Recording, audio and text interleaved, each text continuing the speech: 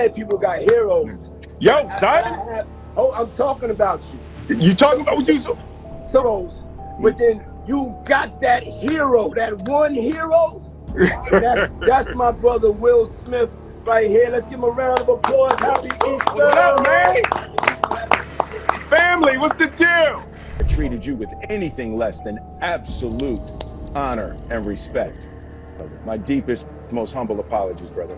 Will Smith never imagined he'd be standing in a courtroom, eyes locked on the man he once toasted like a brother. Years ago, they shared champagne and secrets at the biggest parties in Hollywood. Now he's testifying against him. Now Will is speaking into a microphone, hands shaking, telling a story no one ever expected to hear.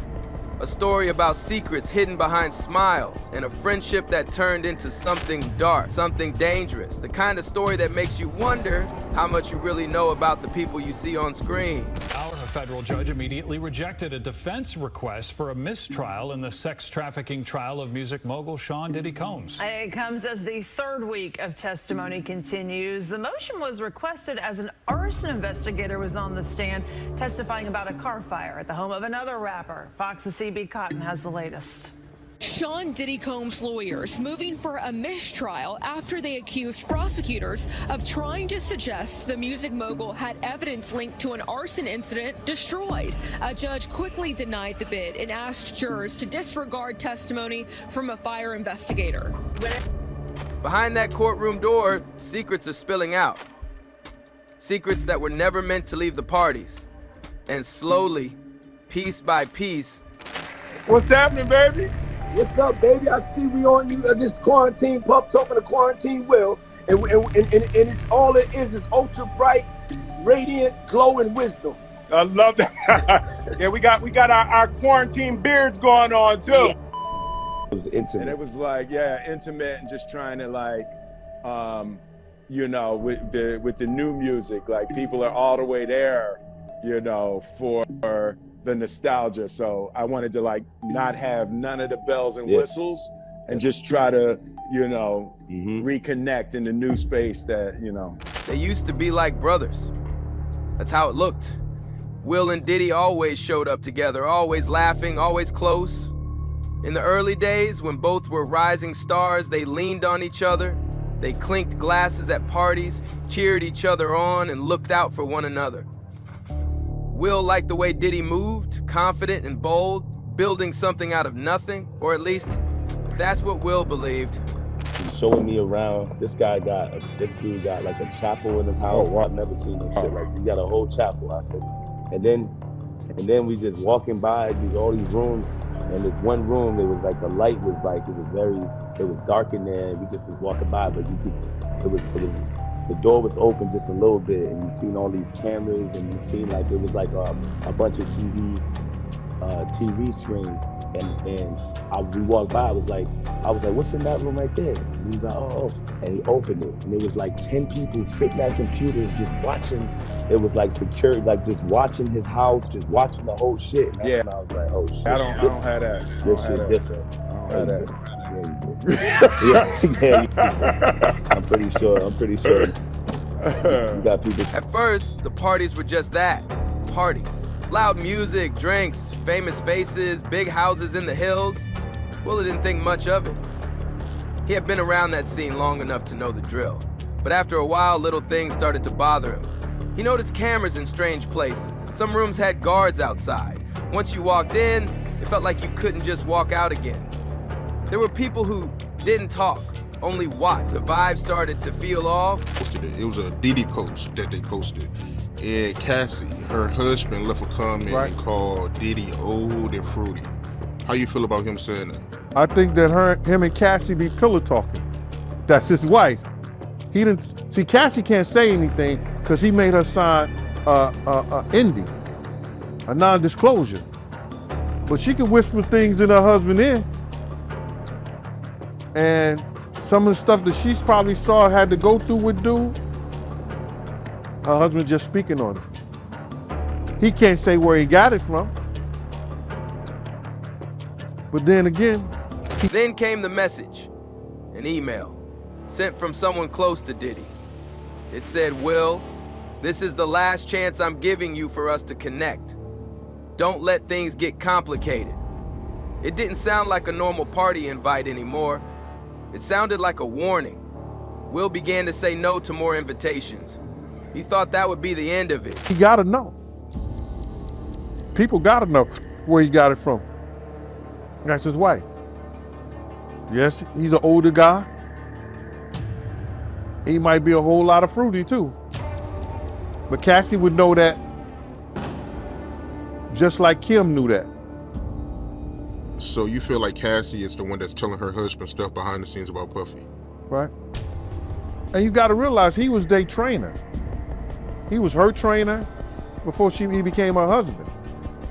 So she may have was telling him stuff way before they was even married.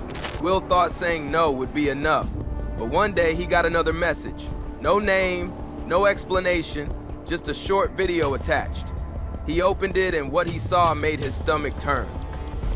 It was him, in a room he barely remembered, looking out of it, lost. He was doing things he didn't remember doing. His eyes looked strange, like he wasn't fully there. That's when it hit him. He had been drugged, and now they were using it against him. That video wasn't meant for him to see. It was meant to scare him, and it worked. Yeah. You know why I got a whole fucking song named Will? I'm feeling like Will. So I done. So you just ring the doorbell and tell security, yo, open the door, join the loop. Nah. I push the button at the gate. We got like 3 gates. I push the button at the gate, and the dude talked to me through the intercom and say, what do you want? And I said, it's Jordan Lucas. I'm here to see Will. He didn't say, what do you want? He did not say, what do you want? There are protocols of speech around here. He said, hello, sir, how may I help you? He said, what do you want? And you heard, nigga, what you want? That's what you heard when he said, sir, hello, how may I help you? Along with the video came messages, stay quiet, don't speak, keep coming to the parties. If not, this video will go public. Your wife will see it, your kids will see it, the world will see a different Will Smith. So before we get off of this topic, right, because I'm sure people is going to want me to ask you being around Puffy, is there any truth to him being fruity? I don't know what you mean by really, do I see this man being fruity? Does a man like other men? I think he's brother love. He love other men. Bruh, I can say this, and I'm gonna leave it at that when I say it. And this is not something that, really interests me. It might interest the viewers and everything like that. In 2013, Diddy offered to help Jaden with his music. He said he believed in the kid's talent and wanted to support him. It sounded nice, kind, so Will encouraged it. He thought he was opening a door for his son. But when Jaden came back from that meeting, something was off. He looked pale, quiet, not like himself. Will asked what happened, but Jaden wouldn't say a word. Over time, Will watched his son change. Jaden became closed off, always anxious, like something heavy was sitting on his chest. It broke Will. He didn't know how to fix it. He didn't even know what really happened. All he knew was that he had trusted the wrong person. He had sent his son into the arms of someone he once called a friend, and now he couldn't undo it. He couldn't make it right. Well, are you surprised that Diddy did not get a bail? Like, he's in jail right now as we're speaking. I am surprised that Diddy didn't get a bail, and I think probably he was surprised that he didn't get a bail. And I think that, I love how you went from Cube, and then you're like, are you just sorry? Your transition game is crazy. Oh, it's insane.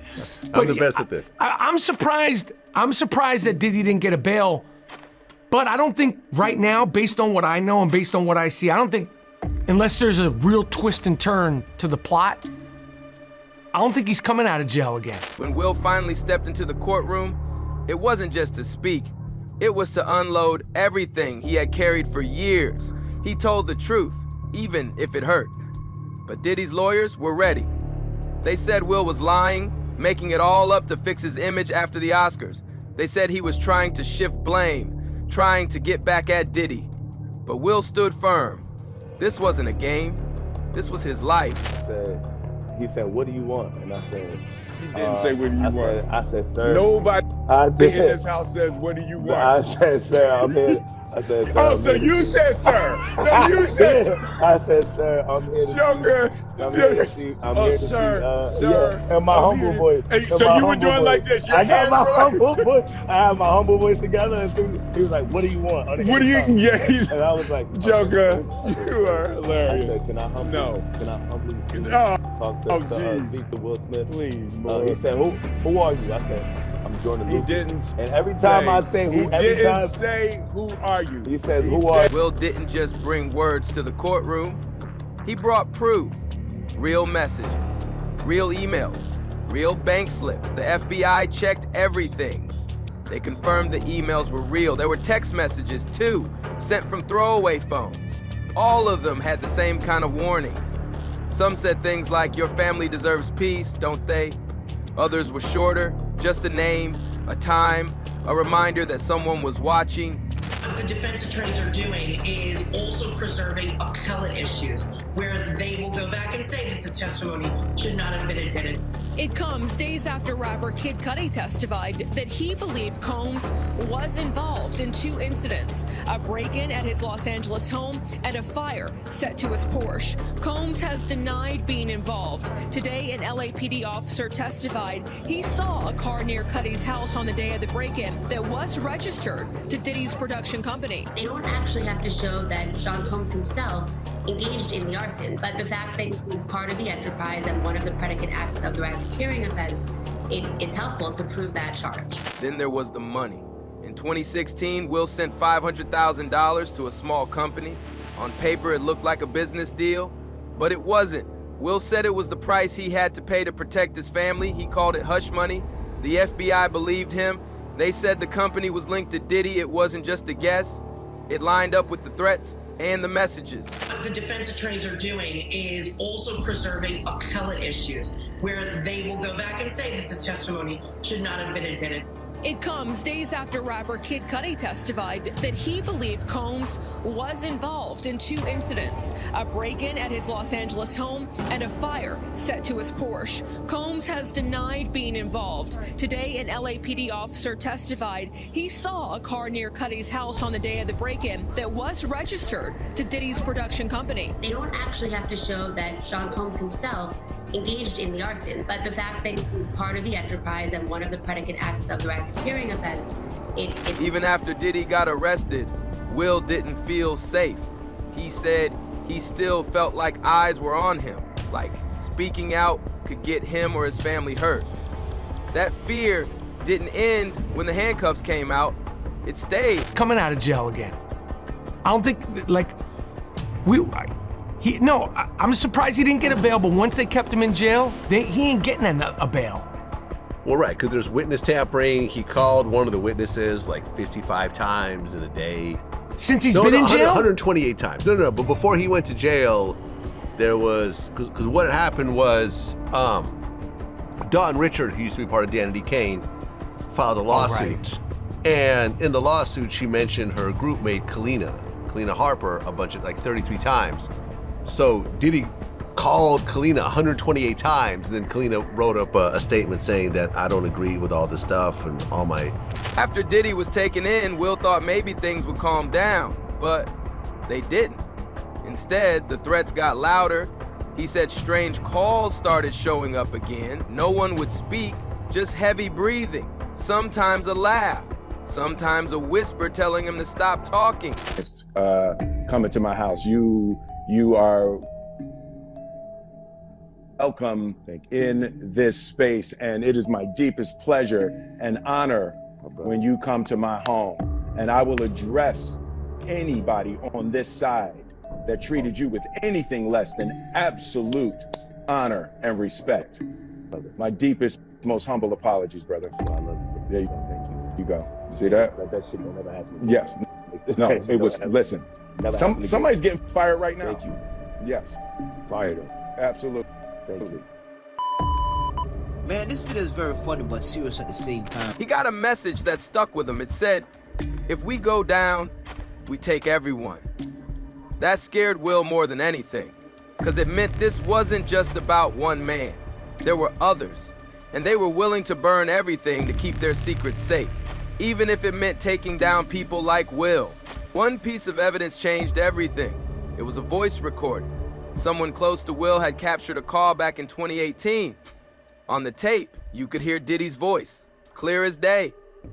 He wasn't yelling, but the words were sharp. The room went quiet when the tape was played. It was like the whole trial shifted. There was no denying the voice. The FBI ran tests. It was real. Diddy had said those things. And it wasn't just that one call. After that, more messages came in. Some went to Will. Some went to Jada. All of them were meant to scare, and it worked. But this time, Will didn't run. He brought the threats into the light. Later in the trial, someone new stepped forward, a man who used to work as a hacker for a tech company tied to Diddy. He said his job was to wipe things, videos, emails, anything that could get people in trouble. But not everything was erased. Some copies slipped through. The FBI found them. Then came something even more strange. A document from inside Bad Boy Entertainment. It listed guests who had come to Diddy's parties. Will Smith's name was there. Next to it were two notes. One said it requires monitoring. The other said priority confidentiality. That made it clear Will wasn't just a friend. He was being watched. Every move, every word, controlled. In the middle of the trial, Will lost it. He had been quiet, respectful, and calm, but something snapped. He pointed at Diddy and yelled, "You gave me no choice." His voice cracked, his eyes were full of pain. "You threatened my son." Jada was sitting right behind him. Reporters said she reached out and held someone's hand. She didn't say anything, but her face said everything. It was too much, the weight of it all, the fear, the hurt, it was all there. Sitting in that room with more alarming evidence popping up every so often. The trial isn't over, but even now, people everywhere are watching, talking, wondering how something like this could stay hidden for so long. All the fame, all the smiles, it was just a cover, a mask. This story shows how deep silence can run in places like Hollywood, how power can cover the truth. But truth has a way of breaking through, and now it has. So if it were you, would you speak up? Even if it meant losing everything? Kindly share your thoughts in the comments, and please like and subscribe for more videos from us.